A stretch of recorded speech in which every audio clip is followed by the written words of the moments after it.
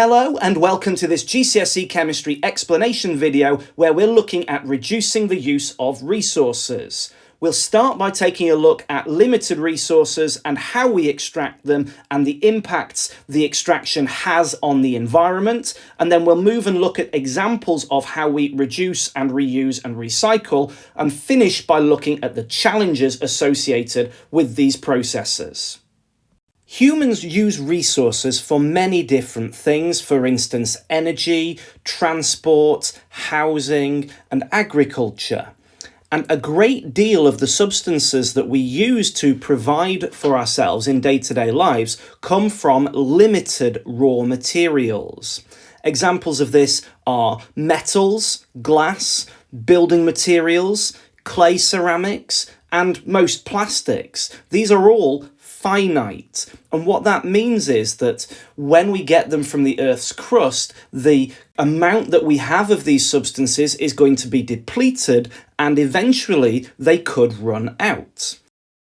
The materials that we use to make the objects that we need in our day-to-day lives will typically come from the Earth's crust. And so before we can make the objects, we need to extract these raw materials from the Earth's crust. And typically the way we do this is to dig them out. And this will involve digging a big hole in the ground, and depending on how deeply we need to go into the Earth's crust, we might dig a hole in the ground that we call a quarry, which is very shallow in terms of the Earth's crust, and we don't go down very far. Or we might need to go a long way into the Earth's crust, and then we might dig a mine. Both of these have got harmful impacts on the environment. For instance, they damage ecosystems, because if you've got a big hole in the ground, then the plants and the animals that live there are unlikely to be able to thrive, and this will have a direct impact on them, but also an indirect impact on the plants and the animals living nearby, because each of the species in a community depends on the other species for things such as food, shelter, and seed dispersal, and this is called interdependence. And so one change to an ecosystem can have far-reaching effects.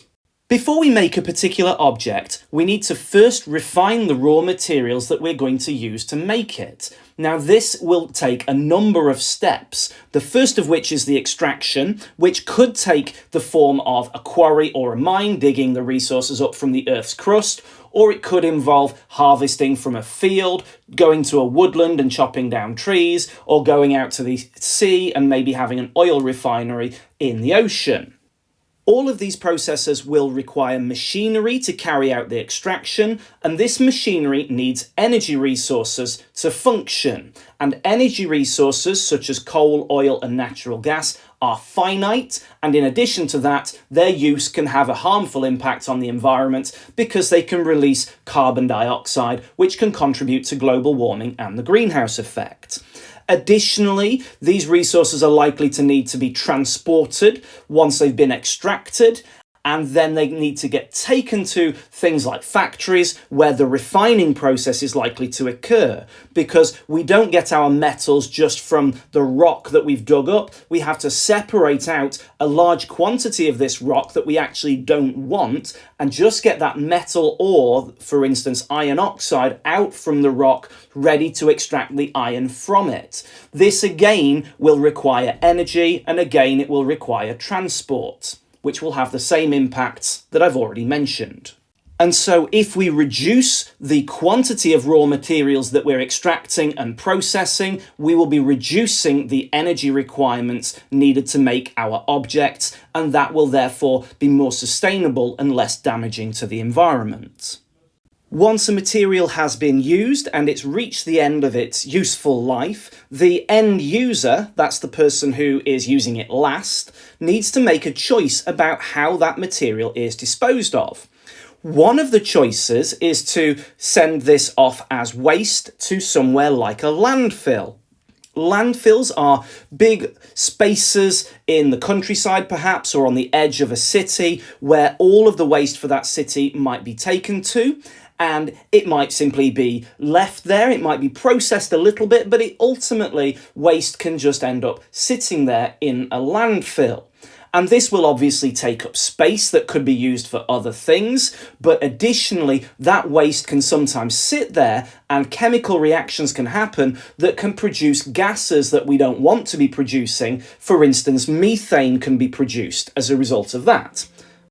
If we aren't going to send our waste to a landfill, another alternative is to burn that waste material, and that's the method used by some cities. Obviously, burning waste has some other impacts. This will maybe produce carbon dioxide when certain types of material that is carbon-based is burnt, but additionally, things such as plastics can release toxic chemicals into the air when these are burned. And so both of these are undesirable, so it's really important that we seek out alternative options. It's really important that we reduce the use of limited resources in order to preserve those resources, to minimize the use of energy resources in the extraction of the resources, to minimize the waste that we send to landfills, and to minimize the environmental impact of things such as mines and quarries. And so the three main methods of preserving these limited resources is to reduce their use in the first place, perhaps by finding an alternative, to reuse the objects that have been made from these limited materials, and then once the object has reached the end of its useful life, to recycle it instead of sending it to a landfill. We'll take a look at all three of these now, prioritizing recycling because that's the most common focus of exam questions. One method of reducing the use of finite resources or resources that might be harmful to the environment is to literally use less of those resources. For instance, fossil fuels as energy resources, we're exploring alternatives to our reliance on these by looking at renewable energy resources such as solar or wind power. We are also trying to reduce the amount of deforestation that occurs on the planet, but we do still need paper and wood for construction materials. One alternative is to reduce the amount of wood that we use and use bamboo instead, which actually grows much faster than trees and can be used to make paper and the building materials. We also are looking for alternatives to extracting minerals from the Earth's crust, which damages the environment. One option, for instance, is to use synthetic alternatives that have got similar properties and don't need to be dug up from the Earth's crust. Another example is plastics. Plastics are potentially damaging for the environment because they end up in the oceans, and a lot of the plastics we use don't biodegrade currently. And so we might try and use glass and metal or biodegradable materials instead of plastic. Sometimes it's possible to use a product more than once across its lifespan.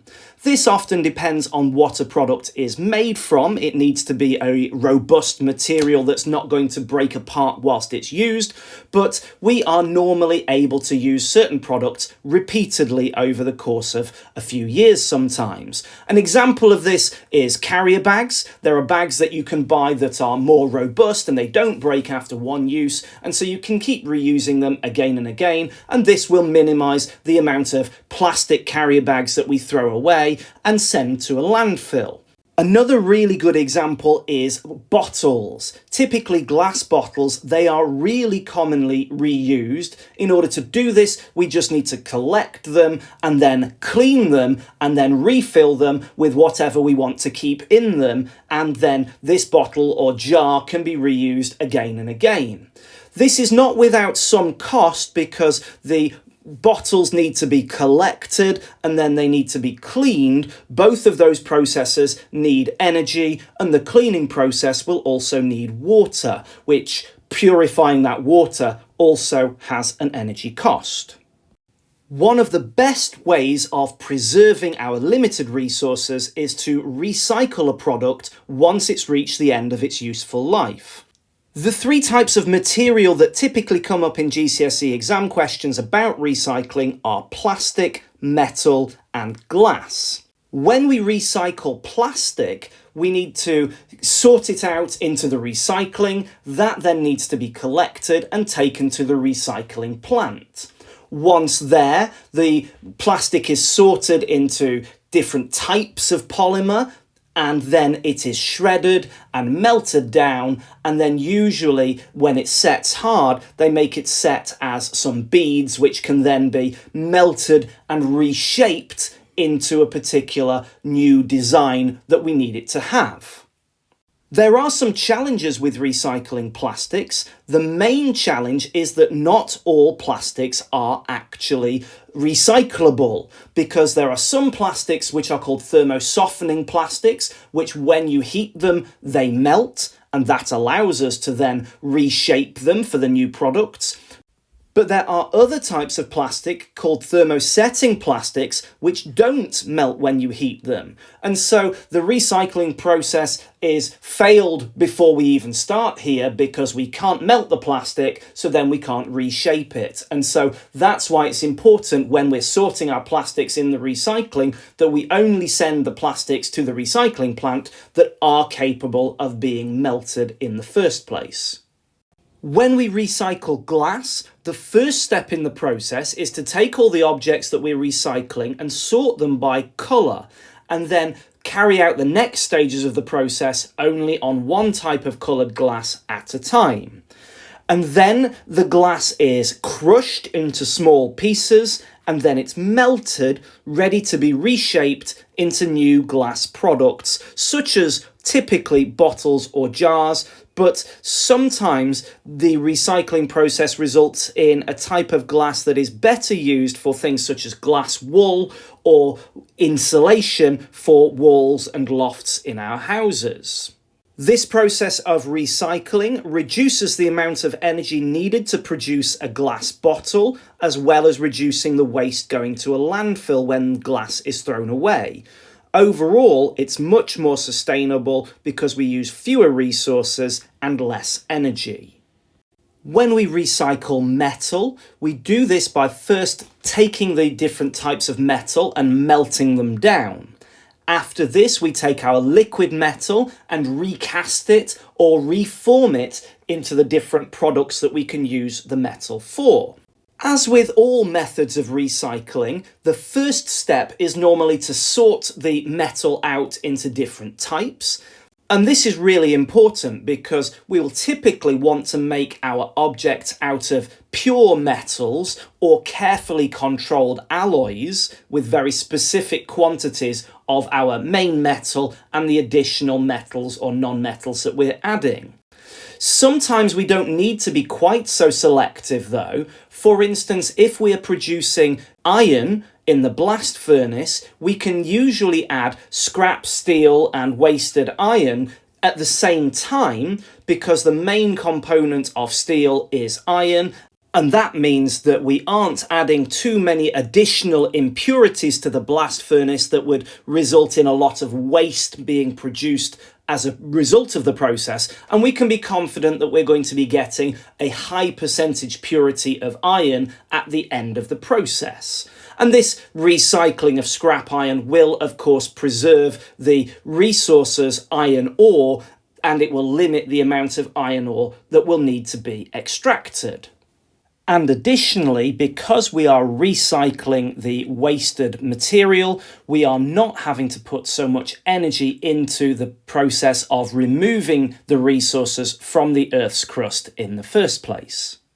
Exam questions about recycling can have a variety of different focal points. First of all, a question might ask for some disadvantages of recycling. And most of these disadvantages focus on the behaviour of the people who are responsible for sorting the waste into the recycling collection boxes. And so what I mean by that is if you've got 3 different colours of glass, those bottles do need to go into the correct recycling place before they are processed, because if they don't, if the waste gets jumbled or sent to the wrong place, then that will spoil whatever batch of material you are recycling. Additionally, just because something is recyclable doesn't mean that a person will actually send it to the recycling. And so we're reliant on the behaviour of what's called the end user to make the responsible decision to send the plastic to the recycling plant in the collection bin. A more common exam question might ask about the process of recycling. So how is plastic recycled? How is metal recycled? And the good news is all recycling follows a similar theme. The material is shredded or crushed, and that makes it break up into smaller pieces, and then it is heated and melted, and then it is reshaped or recast or reformed into the object that you're wanting to produce. So those three key steps are the same whether you're recycling plastic or glass or metal to an extent as well. The final type of question might be about the benefits of recycling. And so they'll say copper is used for electrical wiring or iron is used for saucepans. And then they'll talk about the fact that this could either be disposed of or it could be recycled. And they might ask for 3 benefits of doing that. And so the benefits are that recycling conserves the resources, so iron ore, for instance. And then additionally, it reduces the need for quarrying or mining and therefore negates the environmental impact that those processes might have. It will also limit the amount of energy required in the extraction process because recycling needs less energy, and therefore using less energy resource means that less fossil fuels need to be burned, so less carbon dioxide is produced, so less global warming or climate change. Additionally, if you are recycling a material, you aren't sending it to a landfill.